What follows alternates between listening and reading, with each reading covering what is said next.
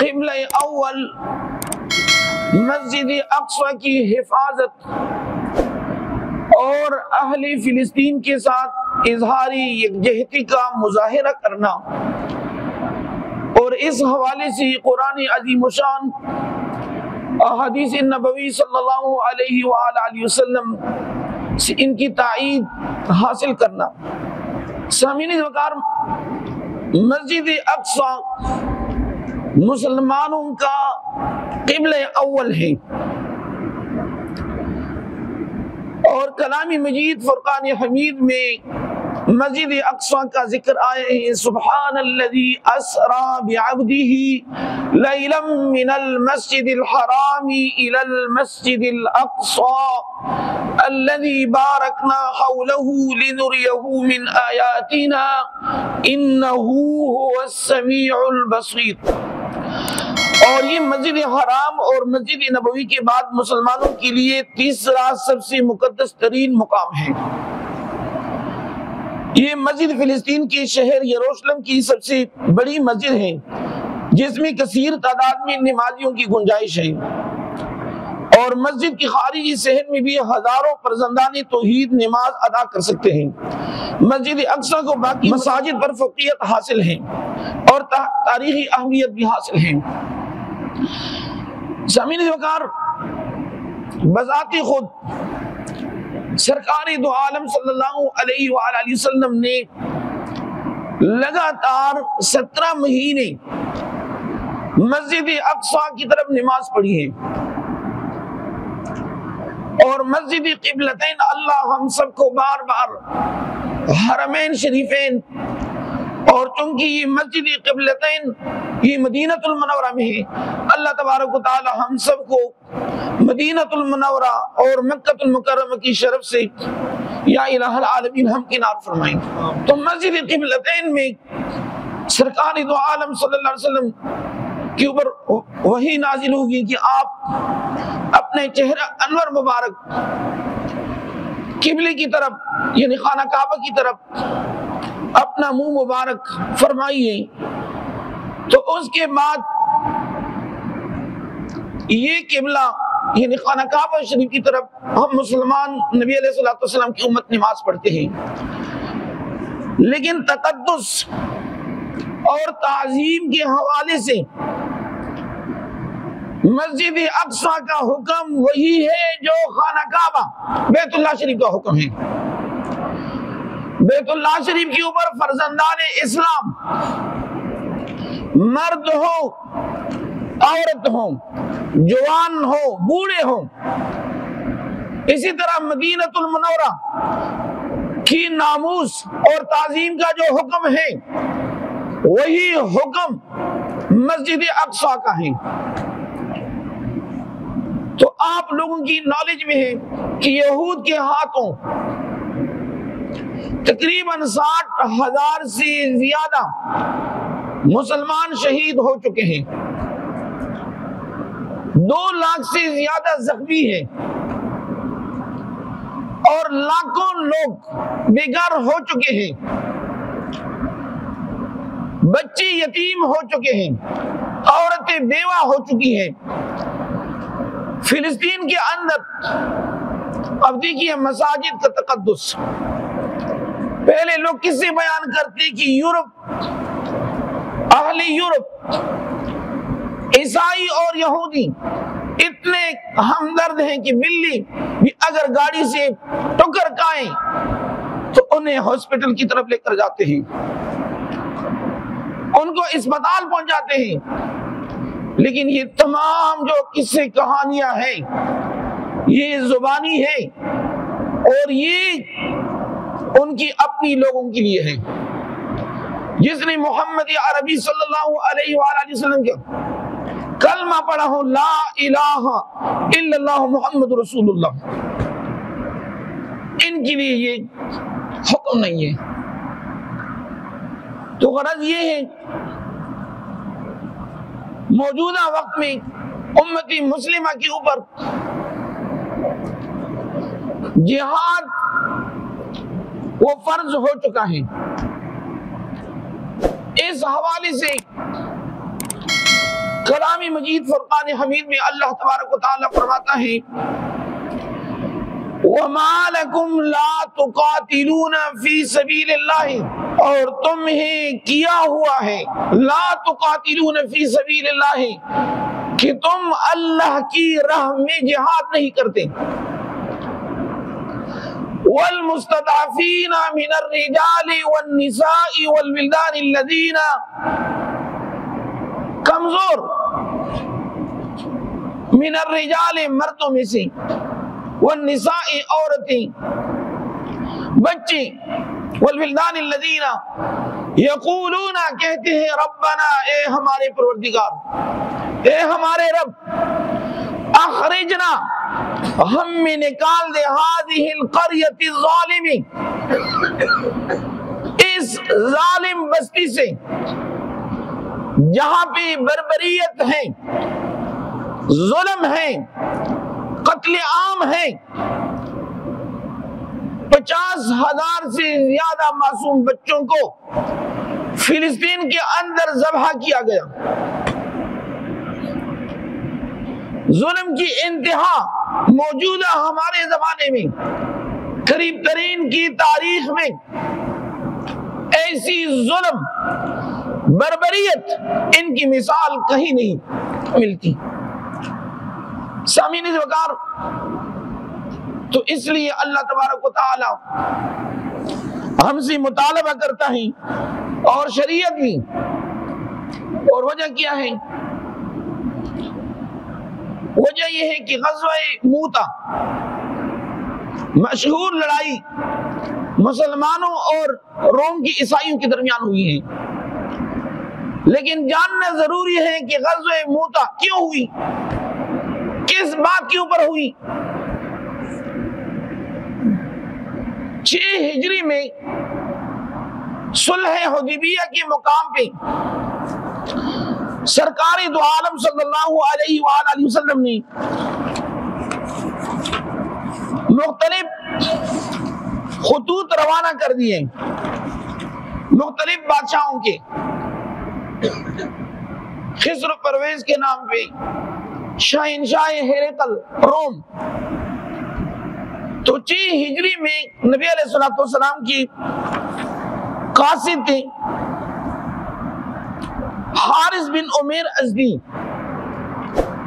حارث بن عمیر ازدی صحابی رسول ہے، ان کو یمن کی گورنر شرحبیل بن عمر الغسانی کے پاس بھیجا، خط میں لکھا تھا کہ آپ اسلام قبول کریں، محمد عربی صلی اللہ علیہ وسلم کا جو دین ہے وہ غالب ہونے والا ہے۔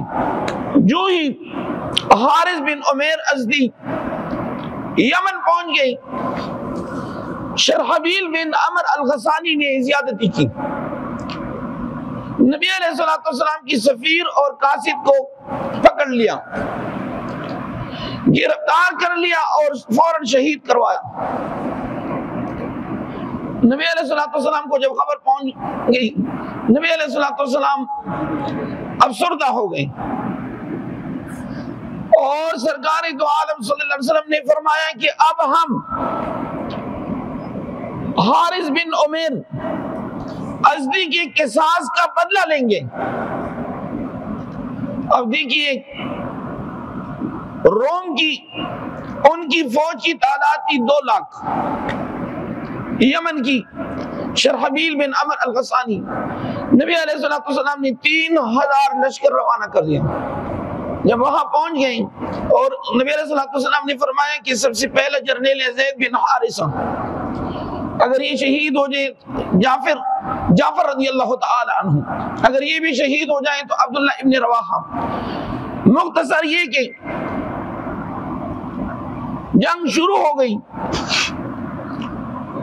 چونکہ ایک طرف 2 لاکھ فوج ہے کافر، اور دوسری طرف محمد مصطفیٰ صلی اللہ علیہ وسلم کی دین کے سپاہی 3000 صحابہ ہیں۔ بعض صحابہ نے مشورہ بھی دیا کہ حضور علیہ السلام کو دوبارہ خط لکھا جائیں کہ یہ تعداد میں بہت زیادہ ہے، لیکن عبداللہ ابن رواحہ رضی اللہ تعالی عنہ نے فرمایا کہ جہاد میں ہمارے لیے اللہ کا حکم ہے، جہاد میں تعداد کو نہیں دیکھا جاتا کہ مسلمانوں کی تعداد کتنی ہے اور ان کی، اور مسلمان کی جو خواہش ہوتی ہے وہ شہادت ہے۔ تو دو باتیں ہیں، یا ہم غازی بن کر واپس جائیں گے مدینہ المنورہ، یا جو بہترین مقام شہادت اس میں فائز ہوں گے۔ دیکھیے تینوں جرنیل زید بن حارثہ، جعفر رضی اللہ تعالی عنہ، عبداللہ ابن رواحہ، یہ تینوں شہید ہو گئے۔ اس کے بعد خالد ابن ولید رضی اللہ تعالی عنہ جھنڈا اٹھایا، اور خالد ابن ولید رضی اللہ تعالی عنہ فرماتے ہیں کہ اس دن خالد ابن ولید رضی اللہ کے ہاتھ سے 9 تلواریں ٹوٹ گئیں۔ یعنی آپ خود اندازہ لگا سکتے ہیں کہ خالد ابن ولید رضی اللہ تعالی عنہ کے ہاتھ میں 9 تلواریں وہ لوہے کے بنے ہوتے ہیں۔ یعنی اتنا شدید جنگ، گمسان کی لڑائی، ایک طرف 2 لاکھ کافر، دوسری طرف 3000 محمد عربی صلی اللہ علیہ وسلم کی جان نثار، اور آخری تلوار خالد بن ولید رضی اللہ عنہ فرماتے ہیں کہ یمنی تلوار میرے ہاتھ میں تھی کہ اللہ تبارک و تعالی نے 3000 کو 2 لاکھ میں فتح عطا کر دی۔ لیکن یہ جنگ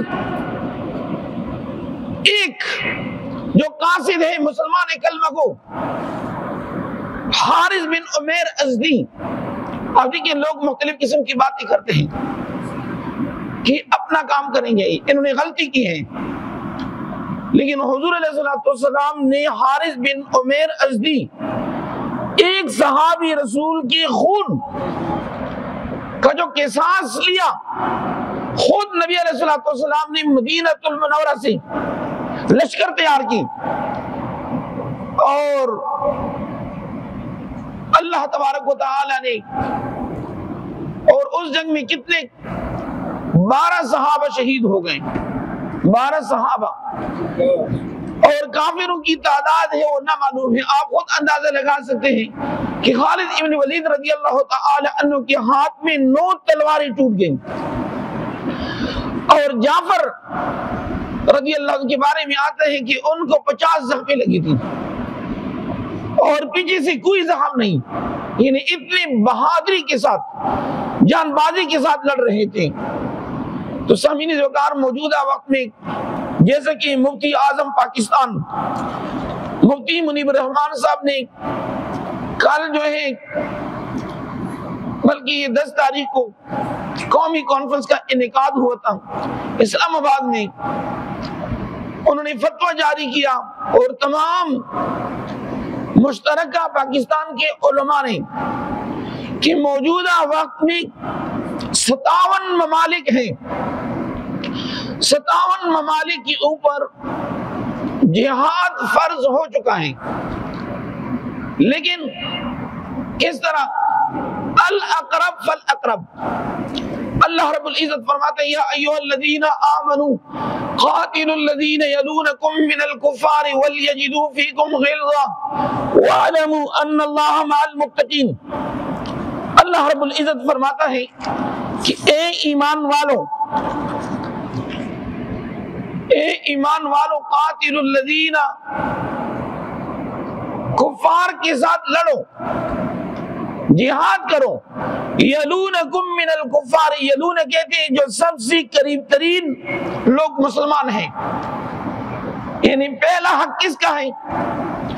اب دیکھیے اگر آپ لوگ نقشہ دیکھ لیں، نقشے میں چھوٹا سا حصہ یہ اسرائیل کا ہے،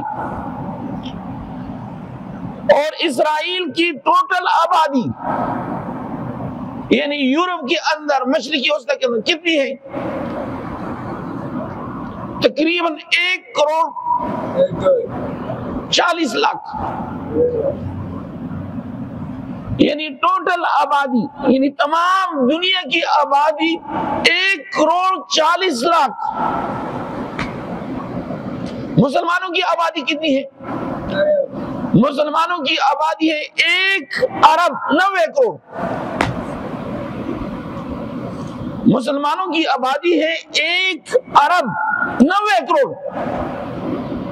اور مشرقی وسطی میں جہاں بھی فلسطین ہے، فلسطین کے ساتھ لبنان ہے، اردن ہے، مصر ہے، شام ہے، یمن ہے، عراق ہے، ایران ہے، ترکی ہے، سعودی عرب ہے، دبئی ہے۔